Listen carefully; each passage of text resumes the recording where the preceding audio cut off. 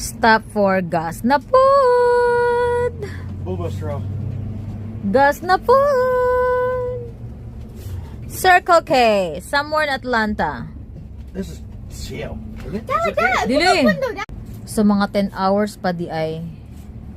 Kung mag-go straight ka, 10 hours and 30 minutes. Kung di ka mag-stop. So magabinan pag di ay ta. Mga next morning pag di ta maka-arrive sa destinasyon.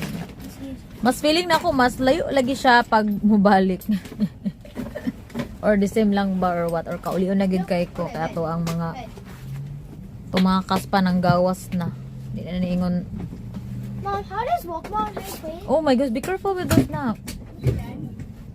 So gas na po, I'm not sure kung mag-over budget na gid ta ba, unsaon na lang, basta mag-travel ka ni. Gasto ka isa nga tanan, oh my goodness. Pilar pag yun, wala na akong kape. Ano gid akong iro gid oh. Every time mo gawa si dad, diyan gina yung pwesto. Magchismis gina siya until mubalik si daddy. Ka daddy's girl ba kay nimo? Ha? Ayun na sila dad. Girls with daddy. And then boys with mom. With Aria. Alert gid na siya oh. Joke kini nga iro ba kay pag every time bitaw nga kana bitaw mag stop me tapos mga 5 minutes to stop. Tapos tulog kina siya. Mubangon gina siya, magmata gina siya nga kabalo gid siya, makasense gid siya nga magunong. Grabe kay kakon lagi na. I'm not sure. EI man siguro yung iro eh. Ha? Who are you? More kag tao ba? Huwag na gid siya buot. I'm not sure. Kung sa kaya rason nga naami iro. Sa kadagan nga kuan na nagitay iro. Stepping on your mice. Ha? Stepping on your mice. That's not mice?